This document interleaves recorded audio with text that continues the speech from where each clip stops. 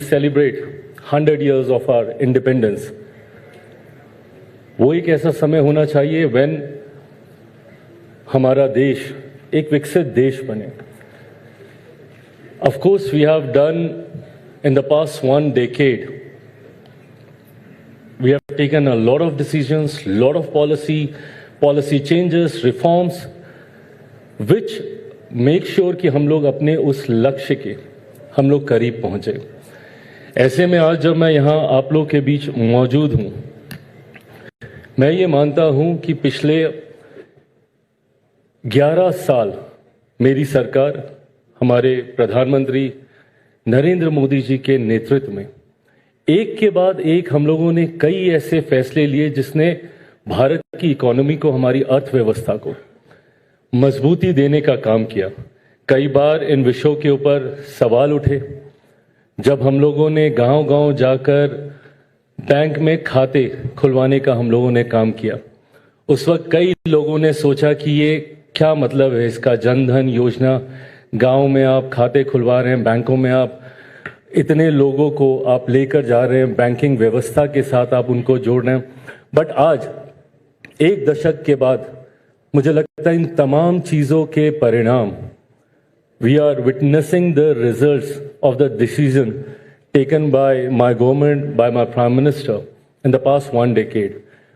और मुझे लगता है इन तमाम फैसलों ने हमारी अर्थव्यवस्था को मजबूती देने का काम किया. यूपीआई से जोड़ना हो, डिजिटलाइजेशन की तरफ जाना हो, एक करके हम लोगों ने देश की एक बड़ी आबादी को इस व्यवस्था के साथ जोड़ा, जिसने लीकेजेस कम किए, करप्शन को कम किया. एक ऐसा दौर होता था जब हमारे देश के पूर्व प्रधानमंत्री गर्व से इस बात को कहते थे कि दिल्ली से जब 1 रुपया निकलता है तो सही में बेनिफिशियरी के पास पहुंचते पहुंचते उस कुछ पैसों का रह जाता है. बट आज की तारीख में डीबीटी के माध्यम से हम लोगों ने इस लीकेज को पूरी तरीके से कंट्रोल करने का काम किया. हम लोगों ने जीएसटी के माध्यम से अर्थव्यवस्था को और सिंप्लीफाई करने का काम किया. और यही कारण रहा है कि भले आज ग्लोबली समय समय पर कितने चैलेंजेस क्यों ना आए हों, बट भारत, हमारा देश, उन चैलेंजेस के बाद भी आज भी सबसे तेजी से बढ़ती हुई अर्थव्यवस्था के तौर पर उभर कर आ रहा है. उसके कारण ही ये तमाम फैसले रहे. कोरोना का वो काल, कोविड का वो समय, हम सब ने देखा कि कितना challenging across the globe for all the countries, सबके लिए ये रहा. पर उसके बावजूद उस समय में भी भारत अगर अपने आप को संभाल पाया, not only in the sense of providing help to a huge population, but also financially जिस तरीके से हम लोगों ने ना सिर्फ अपने आप को संभाला बल्कि ग्लोबली भी जिस तरीके से हम लोग देश की, दुनिया की हम लोग मदद कर पाए, ये तमाम चीजें दर्शाती हैं कि पिछले 10-11 साल में मेरी सरकार, मेरे प्रधानमंत्री आदरणीय नरेंद्र मोदी जी के नेतृत्व में एक के बाद एक जो योजनाएं हम लोग लेकर आए, एक के बाद एक जो रिफॉर्म्स हम लोग लेकर आए, जो पॉलिसीज, जो नीति हम लोगों ने निर्माण की, उसने कहीं ना कहीं हमारी इस व्यवस्था को और ज्यादा सशक्त करने का काम किया. हमारा देश एक कृषि प्रधान देश है. भारत की एक बड़ी आबादी किसानी से जुड़ी हुई है. ऐसे में, and of course there was a point in time when we had food deficit. हम लोग के पास उतना अनाज ही नहीं होता था एक बड़ी आबादी को भरपेट खाना देने के लिए.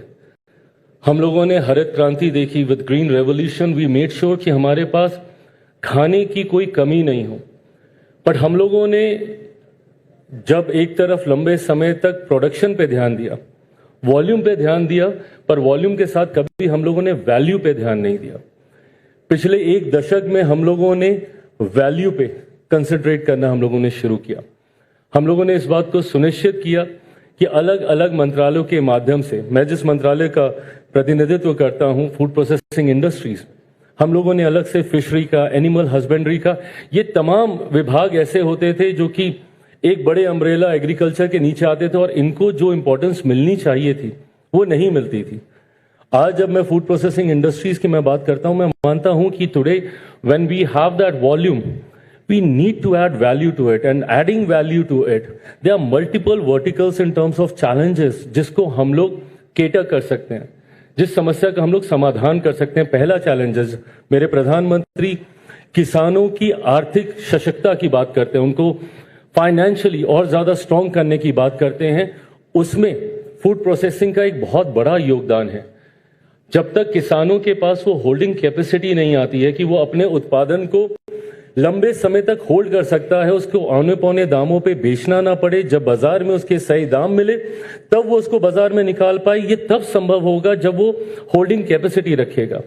होल्डिंग कैपेसिटी कैसे आएगी? जब आप उसको प्रोसेस करेंगे, आप उसकी शेल्फ लाइफ बढ़ाएंगे और या फिर उसमें और वैल्यू ऐड कर कर उसको किसी और फॉर्म में उसको लेकर आप बाजारों तक लेकर जाएं।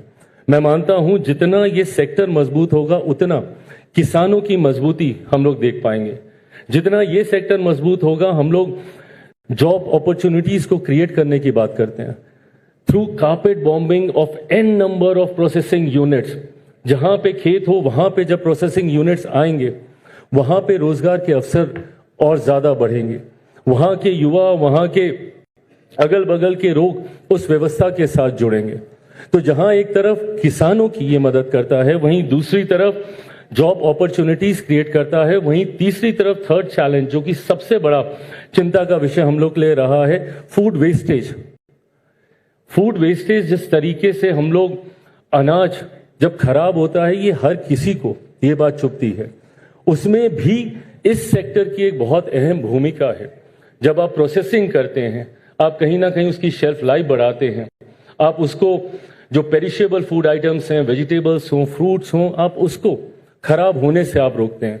तो मैं मानता हूं कि ये एक सेक्टर, और जिस तरीके से मेरे प्रधानमंत्री ने इस सेक्टर पे इन द पास्ट 10-11 ईयर्स ध्यान देने का काम किया है, इसके माध्यम से मैं मानता हूं कि आने वाले दिनों में हम लोग अपनी अर्थव्यवस्था को और ज्यादा मजबूती देने का काम करेंगे and also global penetration through this.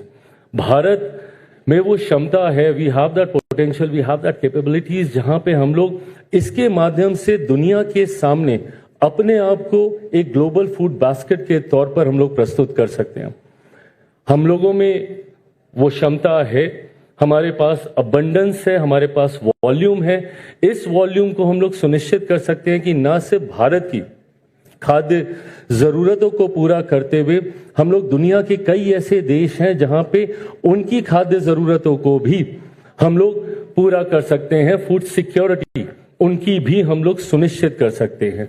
ऐसे में हम लोगों ने पिछले 10-11 सालों में मेरे मंत्रालय की अलग अलग योजनाओं के माध्यम से प्रयास किया है कि हम लोग इस सेक्टर को मजबूत करें, वॉल्यूम को हम लोग वैल्यू तक लेकर जाएं। बट आज भी मैं मानता हूं कि एक लंबा रास्ता अभी भी हम लोगों को तय करना बाकी है। हम लोग में जितना पोटेंशियल है, इसके थ्रू उस पोटेंशियल को हम लोग अभी ना के बराबर टैप कर पाए हैं। धीरे धीरे हम लोग प्रयास कर रहे हैं कि कैसे हम लोग प्रोसेसिंग यूनिट, प्रसंस्करण को हम लोग गांव तक लेकर जाएं, ताकि गांव और शहर के बीच की दूरी को कम किया जा सके। और इसी सोच के साथ मेरी सरकार आगे बढ़ने का काम कर रही है। हम लोगों ने अलग अलग सेक्टर में कैसे उसको और ज्यादा मजबूती देकर दुनिया के सामने हम अपने आप को एक मजबूत अर्थव्यवस्था के साथ हम लोग खड़ा करें, उसके लिए प्रधानमंत्री जी ने रिफॉर्म एक्सप्रेस पिछले 11 सालों से हम लोगों ने हर क्षेत्र में प्रयास किया कि कैसे हम लोग रिफॉर्म्स लेकर आए, ताकि उन रिफॉर्म्स के माध्यम से हम उस सेक्टर को ट्रांसफॉर्म कर सकें और उस सेक्टर में हम लोग परफॉर्म करके दिखाएं। निरंतरता में हर सेक्टर ने पिछले 10-11 सालों में हम लोगों ने प्रयास किया कि कैसे हम लोग ईज ऑफ बिजनेस दें, बॉटल नेक्स उसको कैसे हम लोग क्लियर आउट करें, जो चैलेंजेस हैं हमारे सामने उसको हम लोग कैसे ईज करें, ताकि न सिर्फ इंडस्ट्री से जुड़े हुए लोगों को ईज ऑफ बिजनेस मिले, बल्कि जो आम नागरिक हैं उनको भी ईज ऑफ लिविंग मिले, ताकि उनकी जीवन शैली और ज्यादा आसान हो। छोटी छोटी बातें, बट जब आप फॉर्म भरते हैं, दुनिया भर के सवाल पूछे जाते हैं, उसको हम लोगों ने सरल करने का काम किया। नागरिकों पे भरोसा हम लोगों ने बढ़ाने का काम किया। पहले आपको किसी IAS सर्विस वाले ऑफिसर से आपको अटेस्ट कराना पड़ता था, प्रधानमंत्री जी ने ये विश्वास अपने नागरिकों पे रखा कि भाई तुम सेल्फ अटैच करके दो, तुम पे मुझे भरोसा है, तुम हमारे देश के नागरिक हो। ये तमाम चीजें इस सोच के साथ की गई हैं ताकि हम लोग मजबूती से देश की एक बड़ी आबादी को व्यवस्था का हिस्सा बनाकर, ताकि इसमें कोई छूटे नहीं, ऐसे सेक्टर्स को भी हम लोगों ने जोड़ने का काम किया है इस व्यवस्था के साथ जो लंबे समय तक अपने आप को इससे बाहर मानते थे। और यही कारण है जब हम लोग आज की तारीख में टैक्स देखते हैं, जो इनकम टैक्स पेयर्स हैं उसकी संख्या ओवर द ईयर जिस तरीके से बढ़ी है, चीजें और ज्यादा ऑर्गेनाइज हुई हैं। मैं मानता हूं मेरे प्रधानमंत्री आदरणीय नरेंद्र मोदी जी के नेतृत्व में अभी एक लंबा रास्ता हम लोग को तय करना है, जहां एक तरफ भारत की आबादी हमारी ताकत है तो वहीं वो चैलेंज भी बनता है। 1.4 बिलियन पीपल, इस आबादी को साथ लेकर चलना और ऐसे में वैश्विक चुनौतियों का भी सामना करना, उसमें भी मुझे लगता है जिस तरीके से हमारी सरकार ने आगे आकर उसको भी मजबूती से फेस कर उसमें भी रास्ते निकालने का काम किया। लंबे समय से जो FTAs पेंडिंग पड़े हुए थे, आज हम लोगों ने अलग अलग देशों के साथ वो एग्रीमेंट साइन करने का काम किया।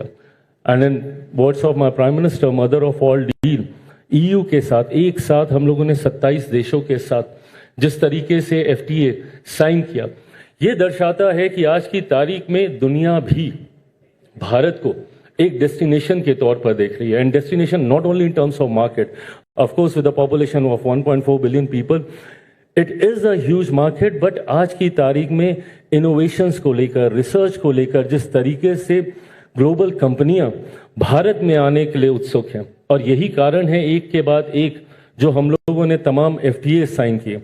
आज US के साथ जो हम लोग की डील हुई है, स्वाभाविक है कि उसको लेकर बहुत चर्चाएं हुई हैं, विपक्ष ने अपनी बातों को रखा है। विपक्ष है, उनका काम है कि वो आपको क्रिटिसाइज करें, भ्रमित करें, पर मैं ये मानता हूं कि आज की तारीख में ये एक ऐसी डील है जो हमारी व्यवस्था को और ज्यादा मजबूत करेगी, भारत भारतीयों के लिए नए बाजारों को खोलने का काम करेगी। आज की तारीख में जो उत्पादन हमारा है उसको हम लोग कैसे विदेशों के बाजार तक लेकर जाएं, इन तमाम एग्रीमेंट्स के माध्यम से वो रास्ते खुलेंगे। ओवर द ईयर्स हम लोगों का एक्सपोर्ट बढ़ा है। मैं खुद अपने मंत्रालय की मैं बात करूं, प्रोसेसिंग में हम लोगों ने 100% FDI locker in the past 1 decade almost around 7.33 billion का हम लोगों ने बिजनेस किया है इसमें। आज जब और नए एग्रीमेंट्स हुए हैं नए देशों के साथ, ये हमारे एक्सपोर्ट्स को और ज्यादा बढ़ाने का काम करेंगे। और यही कारण रहा है कलेक्टिवली कि हमारी अर्थव्यवस्था आज one of the fastest growing economy है। हम लोग आज दुनिया की चौथी सबसे बड़ी अर्थव्यवस्था बने हैं, तो कहीं ना कहीं कुछ ना कुछ तो हम लोग सही कर रहे हैं। मैं मानता हूं कि कई सवाल हमारे ऊपर उठाए जाते हैं, हम लोगों की पॉलिसीज को बहुत सी बार चैलेंज किया जाता है, बट मैं इतना मैं जरूर मानूंगा कि मेरे प्रधानमंत्री और उनके नेतृत्व में जिस संयम के साथ, जिस धैर्य के साथ प्रश्न उठे, समय पर हम लोगों ने हर सवाल का जवाब देने का काम किया। US डील को लेकर भी दुनिया भर के भ्रम फैलाए गए, हम बहुत सी चीजों को एंटिसिपेट किया गया कि ऐसा हो जाएगा, वैसा हो जाएगा। एग्रीकल्चर आपने खोल दिया, डायरी आपने खोल दिया, इस सेक्टर से जुड़े हुए हमारे किसानों का क्या होगा। हम लोग भी जनप्रतिनिधि हैं, आज नहीं तो कल हमें भी चुनाव में जाना है वापस। आज से 3-3.25 साल के बाद फिर से देश में चुनाव होंगे। क्या कोई सरकार, कोई प्रधानमंत्री देश की सबसे बड़ी आबादी किसानों की, उनका अहित सोच सकती है? क्या उनके हितों के साथ किसी तरीके का कॉम्प्रोमाइज हो सकता है? नहीं हो सकता, और ये नहीं होगा। ये विश्वास भी मैं मेरे प्रधानमंत्री की तरफ से देश की एक बड़ी आबादी को दिलाना चाहता हूं। बल्कि हम लोग तो और ज्यादा इस बात को सुनिश्चित कर रहे हैं कि इसको कैसे हम लोग और ऑर्गेनाइज सेक्टर में लेकर आए, बाय बैकवर्ड लिंकेजेस, FPOs के माध्यम से कैसे हम लोग किसानों तक इस बात को पहुंचा सकें कि प्रसंस्करण के माध्यम से वो अपने आप को और ज्यादा सशक्त कर सकते हैं। इस सोच के साथ मेरी सरकार काम कर रही है। मैं ये मानता हूं कि हम लोगों ने पिछले 10-11 सालों में करके दिखाया है। हर सेक्टर में ग्रोथ, अगर आपकी पॉलिसी सही नहीं, अगर आपके रिफॉर्म सही नहीं है, तो ये कतई संभव नहीं होता।